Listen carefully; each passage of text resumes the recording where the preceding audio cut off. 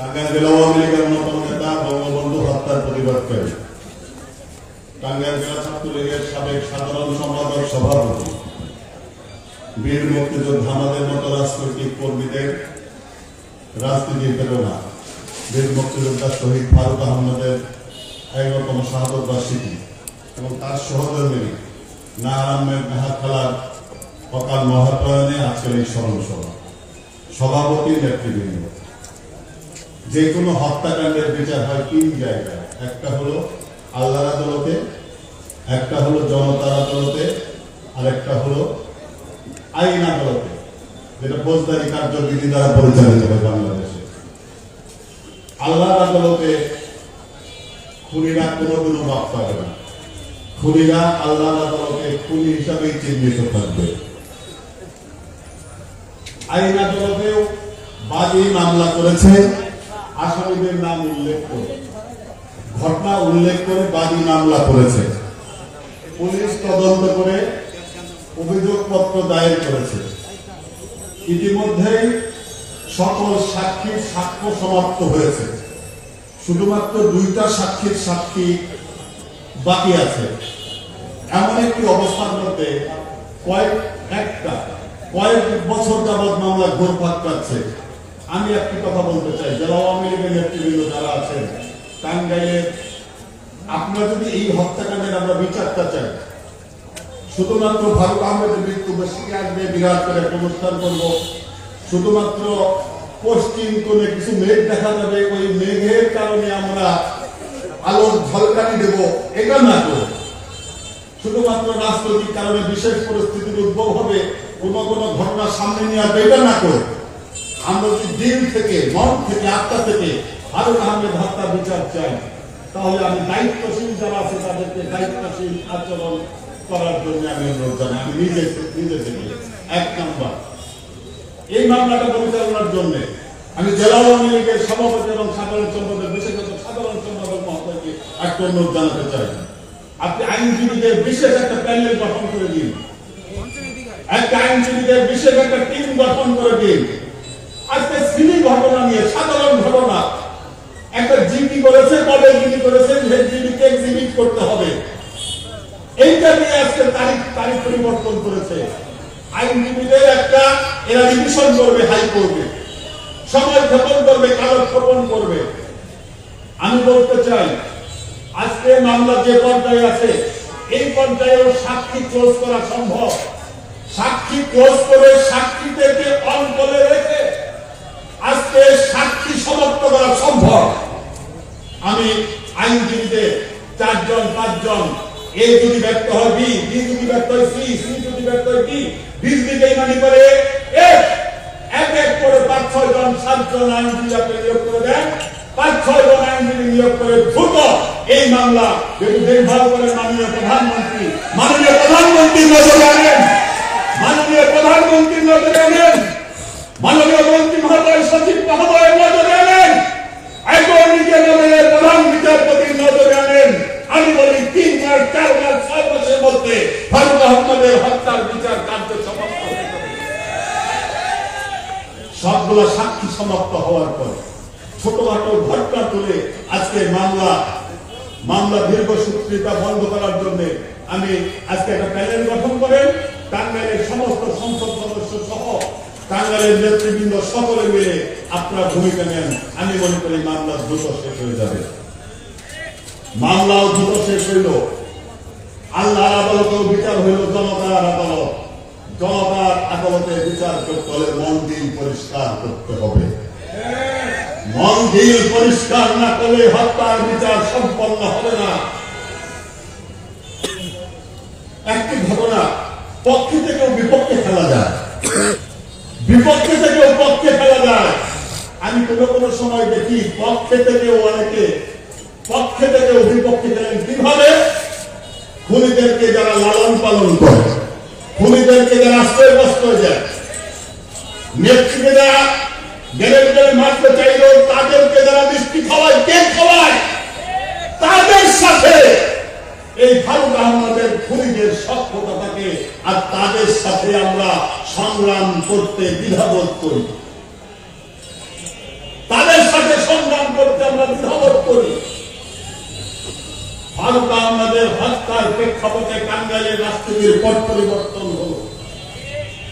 টাঙ্গাইলে এক গ্রুপ নেতা থেকে আরেক গ্রুপের নেতার উত্থান হলো, কিন্তু ফারুক আহমদের হত্যাকাণ্ডের বিচারের জন্য উপযুক্ত দায়িত্বশীল ভূমিকা পালন করা হলো।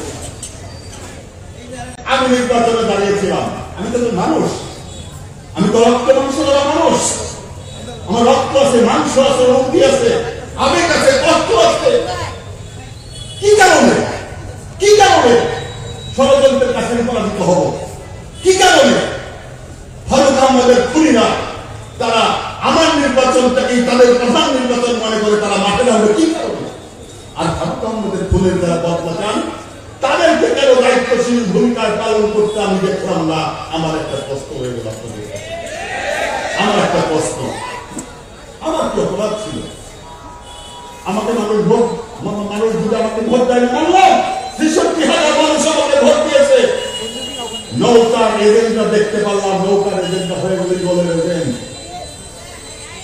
যারা নৌকার সাথে কাজ করলো একদিন আগে, তারা হয়ে গেল যারা নৌকার সাথেই ছিল। তাদের গ্যারেজের মধ্যে দেখি ১.৫ লক্ষ পোস্টার বিতরণ হয় নাই, ১.৫ লক্ষ পোস্টার পড়ে আছে বিভিন্ন জায়গায়। আজকে বলতে চাই, ফারুক আহমদের হত্যার বিচারকে করতে হলে, আওয়ামী লীগকে পরিশুদ্ধ করতে হলে, আমাদেরকে শুদ্ধ হতে হবে। আমরা যদি শুদ্ধ না হতে পারি, আওয়ামী লীগ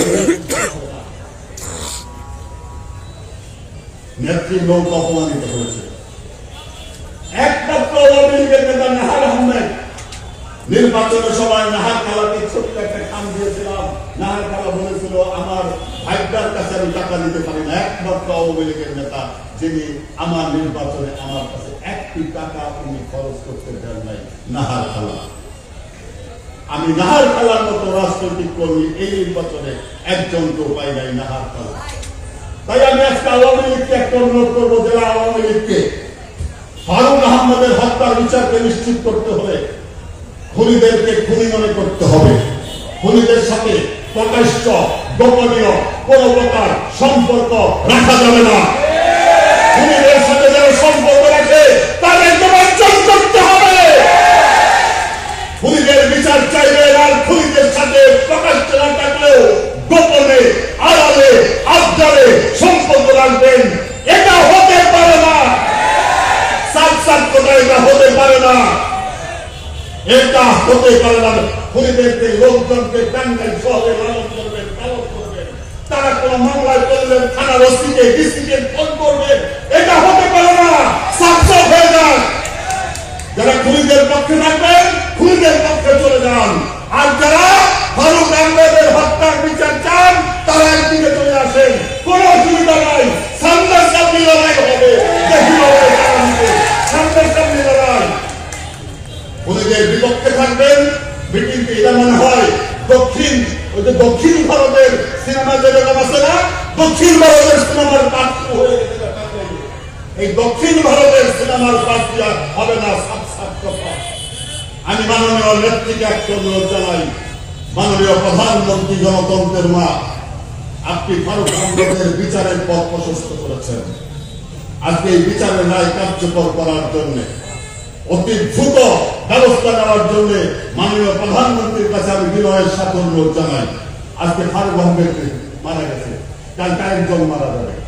যদি খুনিরা একটা জিনিস মনে রাখবেন, চোরেরা ডাকাতেরা সবসময় ভয় পায়, আপোষ করবেন আপনাকে মেরে ফেলবে, আপনি মাথা উঁচু করে দাঁড়াবেন, ওরা পালিয়ে যাবে। অনেকে মনে করেছেন নির্বাচনের পরে এর শেষ দেখা দেখে ছাড়বো ইনশাল্লাহ। এই রাজনীতির শেষ দেখা দেখে ছাড়বো ইনশাল্লাহ। যারা শেখ হাসিনাকে কষ্ট দিয়েছে, যারা নৌকাকে পরাজিত করার জন্য গোপনে কাজ করেছে, যারা পক্ষে থেকে বিপক্ষে করেছে, যারা নির্বাচনের 2 দিন আগে আমাদের সাথে ছিল, 2 দিন পরেও যারা ওই গাদ্দারি করেছে, তাদের কষ্ট দিয়ে আপনাদের কি লাভ হলো? আমাকে কষ্ট দিয়ে, আমার সন্তানকে কষ্ট দিয়ে আপনাদের কি লাভ হলো? জিজ্ঞাসা করতে চাই আমার কি ব্যর্থতা? টাঙ্গাইলে ৬৬,০০০ মানুষ কলকাতায় ভোট দিয়েছে। এত কিছুর পরেও ৬৬,০০০ মানুষ ভোট দিয়েছে। একটা নির্বাচন শক্তিশালী ভাবে হতে পারত, সেই নির্বাচনটা আপনারা স্লো করে দিলেন। একটি নির্বাচন করে ঝাঁপিয়ে পড়তে পারত, ঝাঁপিয়ে পড়তে দেন নাই। মানুষ দেখে নাই, মানুষ দেখেছে নির্বাচন পেটাই শেষ নির্বাচন। মাননী কি শেষ দাঁড়িয়েছে? অনেকে দাঁড়াবে না, দাঁড়াবে। তখন এই প্রশ্নগুলো ঘুরে ঘুরে আসবে। বলছিলাম গত নির্বাচন হয়েছে, একদিকে ছিল ফারুক আহমেদের হত্যার বদলা যারা চায় তারা একদিকে ছিল, আর সমস্ত খুনিরা গোপনে প্রকাশ্যে ঐক্যবদ্ধ হয়ে নির্বাচনে তারা নৌকার বিরোধিতা করেছে। আজকে তাই এই হত্যার বিচার করতে হবে, জনতা আদালতকে পরিষ্কার করতে হবে।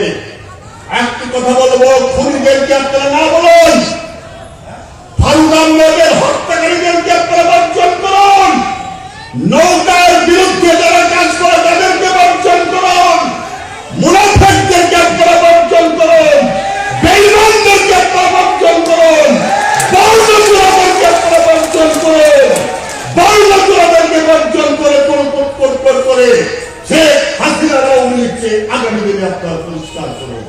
শেখ হাসিনার আওয়ামী লীগে কোনো বর্ণচোরা থাকতে পারে না। সাফ কথা। এই কথা বলে ফারুক আহমেদের হত্যার বিচার দাবি করে আমার বক্তব্য শেষ করছি। খোদা হাফেজ।